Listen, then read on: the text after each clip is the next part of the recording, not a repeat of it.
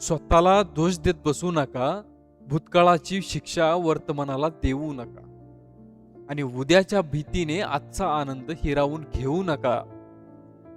जेव्हा मन खूप अस्वस्थ होईल, जेव्हा वाटेल की आता काहीच उरलं नाही, तेव्हा फक्त 2 मिनिटं शांत बसा, डोळे बंद करा, आपल्या आईवडिलांचं नाव घ्या. त्यांच्या आशीर्वादाचा हात कायम आपल्या सोबत असतो. त्यांच्या प्रेमातून, त्यांच्या प्रार्थनेतून आणि त्यांच्या संस्कारातून आपल्याला पुन्हा उभं राहण्याची ताकद मिळते. लक्षात ठेवा, संकट कायमचे नसतात, पण धैर्य तुमच्या सोबत राहू शकतं.